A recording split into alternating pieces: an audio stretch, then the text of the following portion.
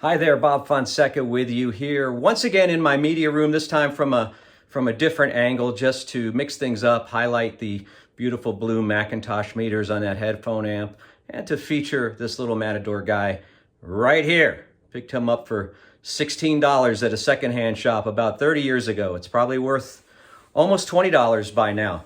Again, my name is Bob Fonseca. For those of you that don't know me, I am a 30-year veteran of radio, a 40-something year veteran of media in general, everything from television, advertising, publicity, concert promotion, and morning radio.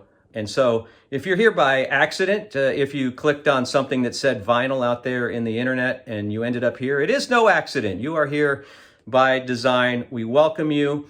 We invite you to subscribe, like, comment, hit the notifications, and also join us for my kind of off the cuff live show that I do every once in a while that one of my sons produces for me. We just have fun. It's a little more Austin interest, but today we're going to be talking about vinyl, and there are a lot of shows about vinyl. I realize that, but we're going to talk about what I call test records that I use when I buy a new piece of equipment. And we'll get to it right after this short introduction. That video room ain't going to be a youth hangout.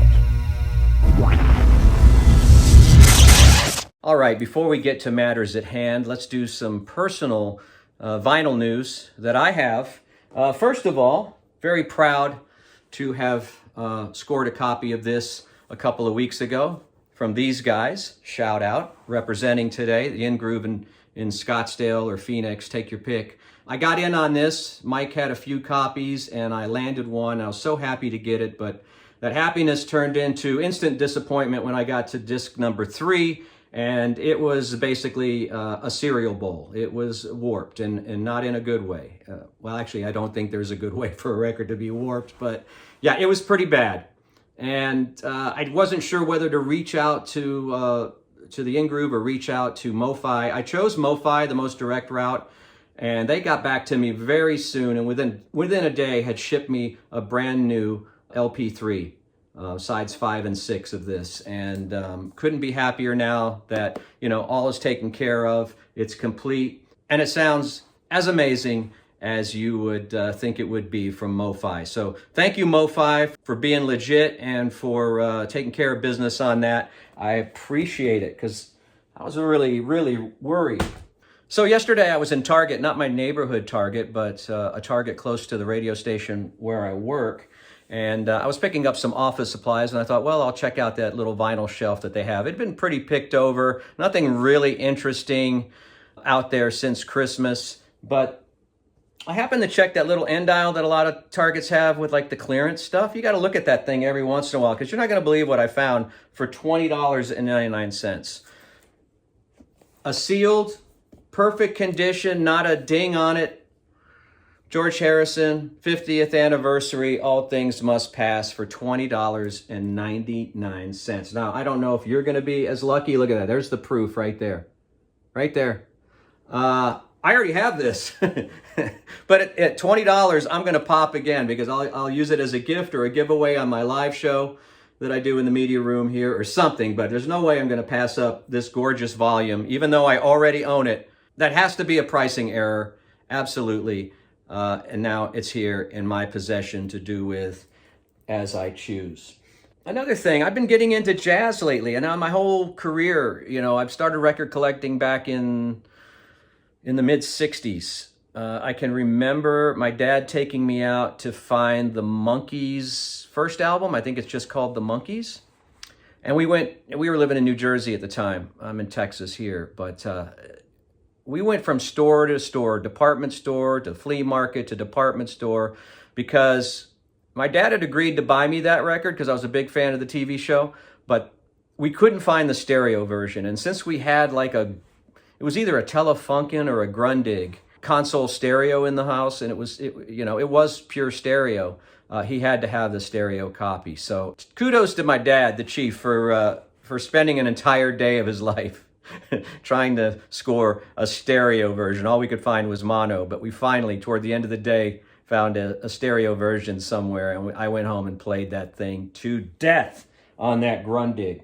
But rock and roll has been part of my life, and I've got kind of burned out with a lot of it. Being in radio all these years, you kind of get burned out on artists and music, and you have to rest it. And to that end, I've gotten into jazz a little more lately. I've never really thought about jazz, and now I do. I'm starting out with Blue Note classics that are, the Kevin Gray mastered stuff, and that stuff has been great, and it's affordable. It's like $25 a pop, and it's a great way to get started. Jimmy Smith, Kenny Burrell, trying to think of what else I've gotten recently. Dr. Lonnie Smith, that's not a classic, but I picked up the Dr. Lonnie Smith, which I like. It's got Iggy Pop on it, so I'm kind of crossing genres there. But, what's exciting to me about the jazz thing is it's now I have the whole rest of my life and a whole new format to kind of start collecting and getting into. And I wanted to show you this because I've heard Mike at the In Groove talk a lot about Tone Poet series, and I've never had a Tone Poet. I really wasn't even sure what it was. I just knew it cost about $8 more than a classic series. But I wanted some Dexter Gordon, so I went into a local record store, and I did find the classic series Dexter Gordon Go, I think, which is probably the Dexter Gordon to kick off with from what I read. But right behind it, as I was flipping through, there was a Tone Poets Dexter Gordon Clubhouse. And the colors, the album spoke to me, and it had the Tone Poet sticker. I've since clipped it and just stuck it underneath my protective sleeve there because I want to keep stuff like that. But I had no idea. And when I opened the cover, when I took the shrink off of this and I held this record in my hand, I could not believe the quality of the cover. I mean, it may be the best cover that I own, if that's something that's important. I mean, I just couldn't believe it. It's like glossy, it's thick, it's substantial, it's heavyweight. And so that was that boded well for what was going to be inside. And sure enough, the record is fantastic. Now, all these years, I've heard of people talk about dead quiet vinyl and just quiet vinyl in general. And I personally had never experienced that. For all the MoFi stuff that I've owned and all the special pressings and a UHQR of Sgt. Pepper's I picked up in the late 70s, I think it was. I don't think I've ever heard a completely quiet piece of wax. And I put this Dexter Gordon record on, and it was dead ass silent. Incredible. I couldn't believe it. I was down on vinyl toward the end of last year because I'm not gonna name the manufacturer of the turntable, but I had a turntable that was in that, that mid-range, that $500-600. I'd upgraded it with acrylic platter, and I'd put a better cartridge, a Sumiko Moonstone, and you probably know which direction I'm going and what kind of turntable it was, but it never sounded right. It was noisy. It was kind of echoey. It had this weird echo. It wasn't ground loop or hum or anything like that. I'm familiar with that. I just couldn't figure it out. And then one day I took I thought, well, I gave it about 6 months, and I was just kind of like, geez, maybe I forgot how bad vinyl sounded. Maybe the whole time, maybe all these years, maybe vinyl always just sounded bad, and I forgot it. And I just thought, well, it's just going to sound bad. And I was just leaning on streaming and CDs and very rarely playing my turntable. Well, about a month ago, I went to adjust the cartridge just to see if the factory, because it was factory installed, just to see if maybe they had botched it up. And got out my protractors, and the moment I touched that cartridge, one of the connecting pins that was in the back of the cartridge, now not the wire that's coming out of the turntable, out of the head shell, but one of the pins, the gold pins that was in the back of the cartridge, just fell right off, just popped right off. And I think it was the ground one, the ground pin, and that explained everything. That turntable, that cartridge had not suffered any trauma in my hands. It was defective from the get-go.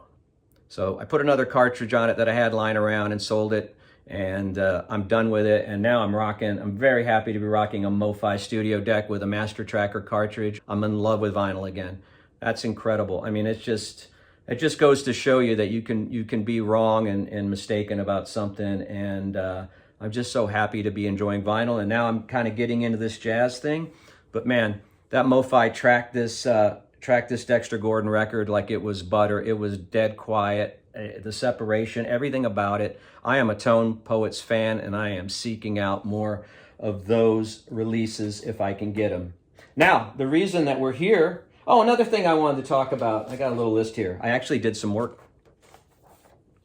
Now, I don't consider myself an audiophile, and you might be laughing at that because you see a piece of Mac gear behind me, and I do have some nice, what I would consider mid-level gear. I don't consider myself an audiophile. Maybe I'm mistaken. To me, an audiophile is a person that has like an end game system, and I don't know if I'll ever have that. But I was wondering, like, thinking to myself, what makes an audiophile? And for me, these are some of the conclusions I came to.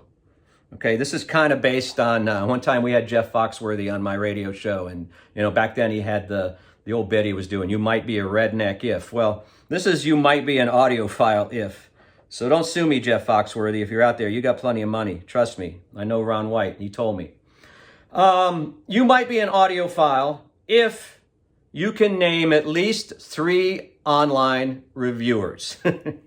All right, Andrew Robinson, Steve Guttenberg, John Darko, and I'll throw in Mike Esposito from the In Groove. And I know many more, unfortunately. I spent a good deal of my COVID time at home watching gear reviews and record reviews. You might be an audiophile if you've ever snuck a piece of gear into the house without telling your spouse. Guilty as charged. You might be an audiophile if you own more than 4 copies of the Beatles' White Album. I have many more than 4. You might be an audiophile if you've ever tried to make speaker wire out of an outdoor extension cord. Sorry, Your Honor. I don't know if it was very good, but I did it. You might be an audiophile if you actually believe a PlayStation Gen 1 can sound like a $6,000 CD player. Look it up. I fell for it. I got it.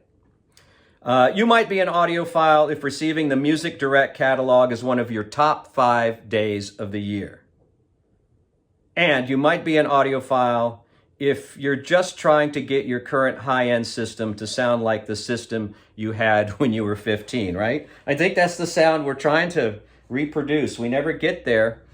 I feel like the sound gets cleaner and gets deeper and wider and better, but I don't think it equals my stereo system I had when I was in college. And I think for a lot of us, maybe it's just me, maybe I'm just crazy. That's the sound that we're trying to get. I remember having a Marantz 2215B, a Pioneer turntable with maybe a cheap Pickering or Shure cartridge or something, and some JBL L26 speakers. I will put that system up against anything I ever listened to for just raw punch and power. I still remember listening to Elvis Costello's Pump It Up on that and being as happy as I could possibly be. And it wasn't a lot of money, that's for sure. So we're talking about today my personal 11 test records that I use when I buy a new piece of gear. Even if it's something as simple as an interconnect or a speaker cable or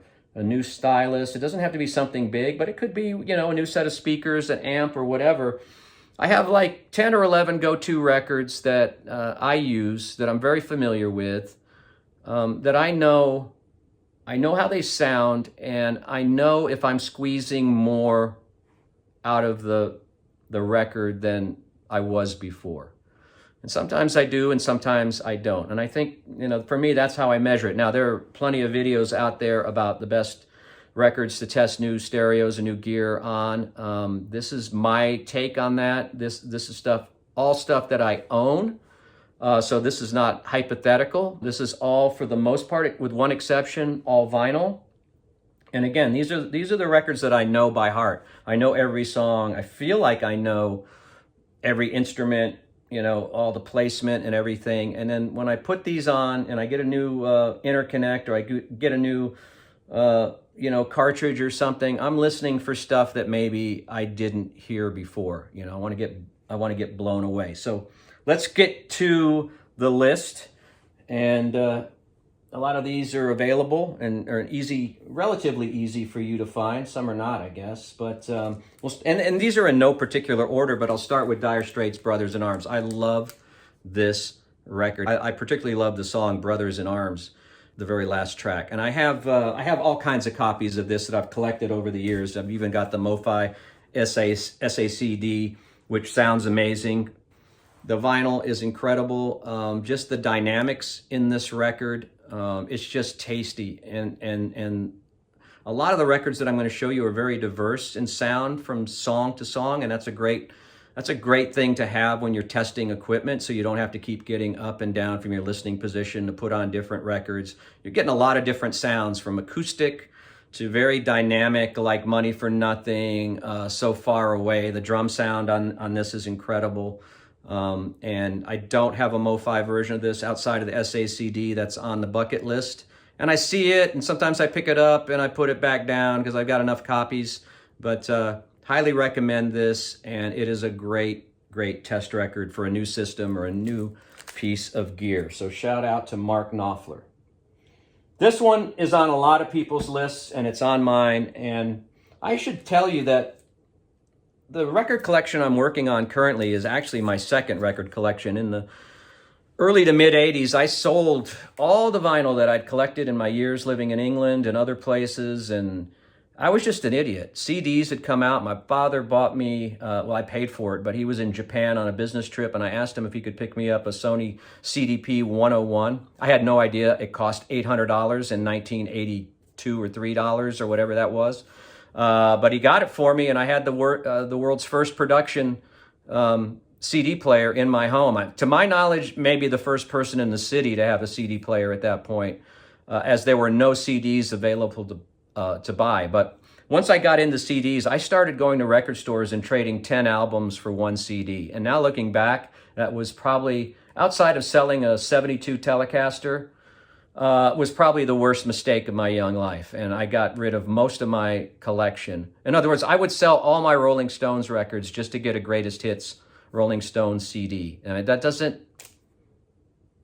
it makes me want to cry right here on camera thinking about the stuff. Because I lived in England for many years, in my high school years, and I picked up a lot of cool British imports and German imports, and got them at a song like $2.50 each at the Base Exchange. And anyway, I digress. I had this album in the 80s. This is a reissue on Warner's. It's actually a pretty good reissue. I think this is a Rhino. I don't see the Rhino logo on here, but I think Rhino did these, and the cover's great. I don't remember the cover in my original copy being this clear and pristine, but yeah, it's I do this thing. I guess you're audiophile too. You're an audiophile if you do this, if you put your records on the back. I don't know what the purpose of this is. I don't know if it's to keep the records flatter. I haven't researched it, or it's because it's easier to get them in and out. But I've started doing this. Every time I play a new record, or a record that I haven't played in a while, I put it back this way, because that's what the pros do. And I'm trying to be a pro. But this, again, all kinds of different sounds. This is one of the first commercially available digital recordings. I think Ry Cooder's Bop Till You Drop, and this one were some of the first, digital recordings. Now it's a dirty word, right? Digital on vinyl is a dirty word. In the day, we were all searching for digital records because we thought it was the new cool thing, but I love this record. This is the best Steely Dan record ever, okay? Fight me. Fight me. Bob, it's not a Steely Dan record. I know, it's a Donald Fagen record, but it's beautiful and it's great to test your equipment with. This record here, I said one time on one of my other telecasts, if you don't have this record, you are officially losing at life, all right? Now, you may have money. You may have a hot girlfriend. You may drive a fast car. If you don't have Muddy Waters, folk singer in some form or fashion, you, my friend, are actually losing at life. I don't care if you got one of those new mid-engine Corvettes. If you don't have this, you've given up. This record is so amazing, and I'm so fortunate to have who did this one? Now I can't I can't think right now. I'm so fortunate to have the Analog Productions version of this. It is beautiful. It's heavy duty. Also a great cover. And this thing sounds amazing. Now, I haven't done a whole lot of research. It sounds to me like they used maybe a maximum of 3 microphones. It's got Buddy Guy on it. It's just like you're in the room. I don't have any other record that feels as much like this one does, in that you're in the room with the guys making the record. This one does it. And if you're not getting that feeling, if you got some gear and you're playing this record in some form and you're not getting that vibe that you're in the room with Muddy Waters and Buddy Guy, then something definitely is amiss in your system, and you need to check it out. But I don't know how I got turned onto this record. I feel like I bought it about 5 or 6 years ago, before a lot of people were talking about how great this record is. I really found like I had discovered something. Yeah, Muddy Waters, folk singer. Seek it out. No brainer. Right here. Come on. David Bowie. Ziggy Stardust, Spiders from Mars. I went to London a couple years ago, and I went to where this was, right where this shot was taken. And it doesn't look like this. In fact, there's a cafe now that takes up a lot of the sidewalk, and so you can't get really you can't take this picture. Yeah, it was cool to be there and to know that I was at the spot where that was taken, but it looks completely different now. Also, by the way, Apple headquarters is a Baby Gap, in case you don't know. Now, sorry to ruin your day, but this is, I'm again fortunate to have the MoFI version of this, the original MoFI version, when it came out in, it doesn't tell you what year this was manufactured, but I remember getting this a long time ago. And again, a lot of diversity in sound on this record, and great drum sound, great Mick Ronson guitar and production. David Bowie, Mick Ronson getting together. I got to meet them. Well, I didn't meet Bowie. I've seen Bowie in a backstage setting, but I got to meet Mick Ronson one time and got him to sign some stuff for me. And love this record, and it's a great way to test your system. Again, drum sound, guitar sound, great songs, great vocals. Love it. Check it out. Half-speed mastered version I just picked up of Ram. Paul McCartney Ram. Say what you will about Paul McCartney. He was the guy in the Beatles that got shit done, no doubt. Watch Get Back, and you will see that he wanted to work every day. You know, there's John Lennon back there. He wanted to work too. He just had a different way of working. But I have a lot of respect for Paul McCartney and his work ethic, and for wanting to get things out to the fans. And I'm a Wings fan, and you know, if that makes me a bad person, then I'm a bad person. But I think Ram's his best album. I think the songs are great. I just accidentally kind of stumbled upon Ram. I never thought about it for years and years and years. And I was at the radio station one day, and the music director had gotten a box of records, you know, a box of CDs or whatever. And she goes, "Hey, you like McCartney, right?" And I go, "Yeah." And she handed me one of the reissues of the Ram CD, and it was off to the races. So I've got 4 or 5 copies of Ram now. This is the new half-speed mastered that came out sometime during COVID, I think, or maybe just slightly before. And it sounds amazing. Paul's voice is just another great way to test your system, your speaker cable, your new turntable, or whatever. I highly recommend it. Again, a nice package. I appreciate nice packaging. That's what she said. My favorite album of all time. I might change from week to week slightly, but I keep coming back to this one. This is my favorite album of all time, and I'll stand on Paul McCartney's coffee table and say that. Bob Dylan's Blood on the Tracks. Now, great songs. Better than Blonde on Blonde. Better than Highway 61. Is it Highway 61? Revisited? Is that it? It's better than anything he's ever done. And this record means a lot to me. I was heavy into listening to it when I was in college, when I was going through some kind of rough times, trying to figure out who and what I was, and the lyrics spoke to me. What can I say about listening to this? Why is it a good test record?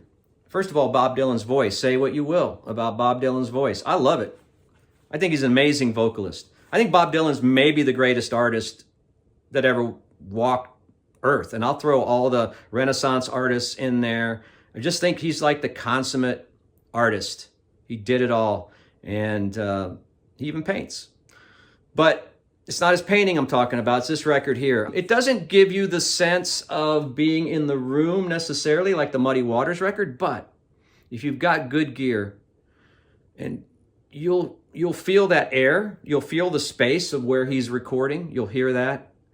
And just getting into the minute structure and details of his voice is, to me, very interesting.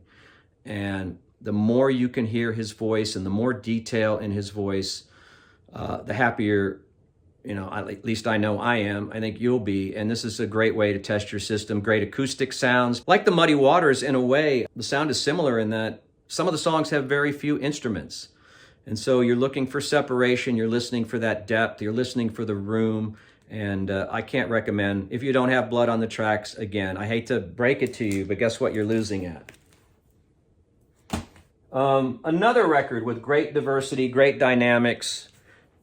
This is one of those records that I've loved for years. I've seen this band live, and there's not a clunker. This is one of those this is a no clunker record, and there are very few no clunker records. Even Springsteen, for me, has some clunkers. Tom Petty, not so much. But Springsteen, a clunker here or there. When I'd go to a Springsteen show, I always had what I called a beer song. Like if a certain song came up, I knew that was when I was going to go get a beer or do something else. But The Clash's London Calling. There you go. No clunkers. And a lot of different sounds, a lot of different styles of music on this. Immaculately recorded, which you wouldn't think for a kind of a punk style album it would be.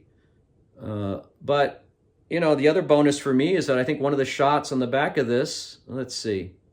Yeah, one of the shots right here, this one here, was taken at the Armadillo World Headquarters at their show. I did not see that show here in Austin. I saw the show at the City Coliseum around the time of Combat Rock. But a great, even though it's punk, they spared no expense in the recording and production, and it's just a great all-around test record for your system, as is this. You can see I've got the little hype label. I keep the hype labels now. I try to peel them off as carefully as I can. I'm trying to get lights off of Lou Reed's face here. Lou Reed Transformer. This one is the Speaker's Corner. Again, a beautifully constructed cover. 180 gram, made in Palace, Germany, at that pressing plant. All licenses and mechanical rights paid. That's good to know. I feel better. I can sleep at night knowing that. Entire analog production. I will say this record in particular is a little bassy, which I don't mind. But where this record shines... So here's the deal. As a test record, there are songs that you've heard on the radio a million times. I'm reminded the other day when I was listening to Roberta Flack's Killing Him Softly, or Killing Her Softly. Is it Killing Her Softly with his song, or Killing Him Softly with her song? Killing Her Softly with his song.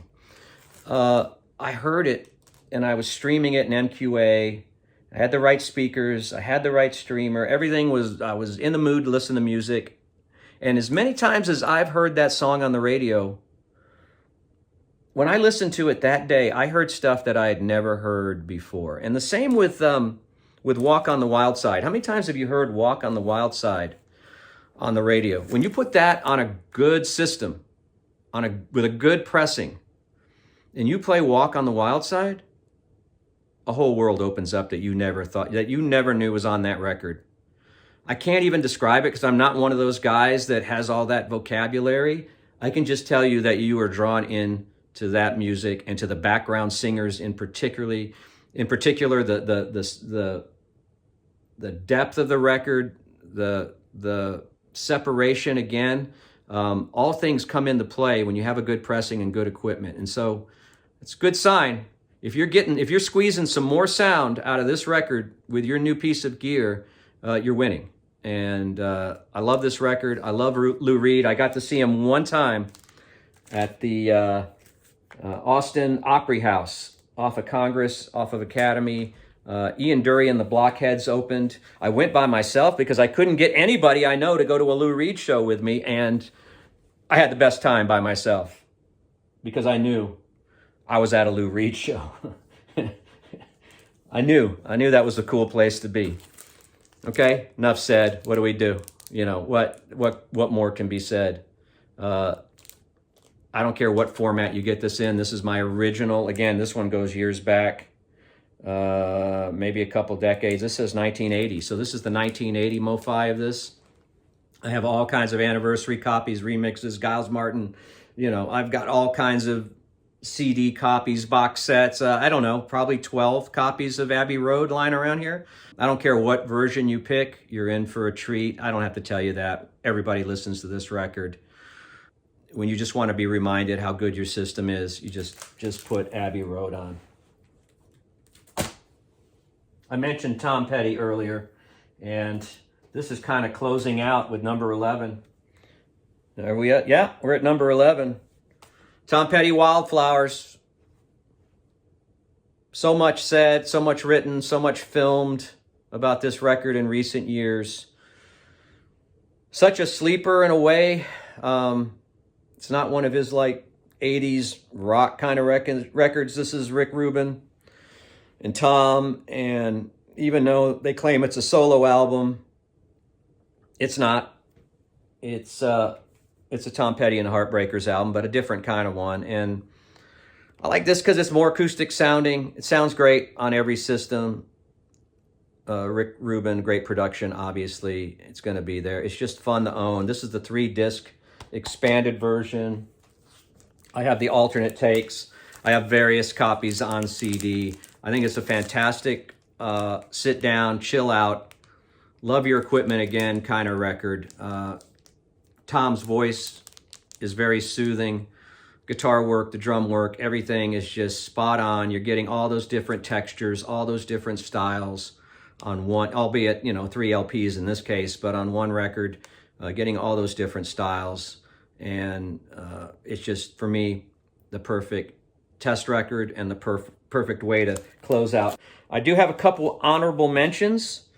Roger Waters, Amused to Death. I don't have a vinyl copy of this. I had one, but man, there's some stuff going on in this record, and I can't wait to find a vinyl copy. I know they're out there. A lot of times I have to find a record to be satisfied. Yeah, sure, I could go on eBay and buy a copy today or buy a copy somewhere. Sometimes certain records I just want to stumble upon. I was like that way with Thin Lizzy Jailbreak a few months ago. I realized I don't have a copy of that anymore, but I didn't want to go on eBay. I wanted to find one, and I found a couple.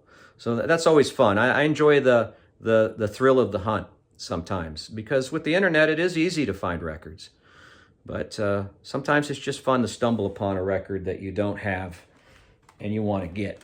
But this has got that Q sound, I think, which is a very spatial thing. You'll hear sounds, if your equipment's tuned right and you've got your polarity right and everything's jamming, you're going to hear stuff coming from behind your head or the side of your head or whatever, and that's kind of cool. And it's almost a Pink Floyd record. By the way, I forgot to tell you this at the beginning. I did not include any Pink Floyd records in this video. That's like a given.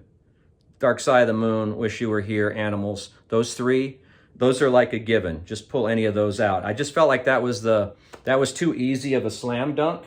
And what was the other? I thought I had one more record. No, I didn't pull it out, but Hotel California by the Eagles, another honorable mention. All right. Well, thank you for being here. As you can tell, I love vinyl, and I love it more now that I have a turntable that works. And you know, I'm getting better and better equipment as I go. That doesn't necessarily equate to satisfaction, as I mentioned. Sometimes I'm trying to get that college system sound, but I'm having fun. I hope you're having fun. Like, subscribe, comment, come back, watch my live show, and maybe this thing will get started. Will take off. I hope so. I enjoyed doing it, and thanks for joining me.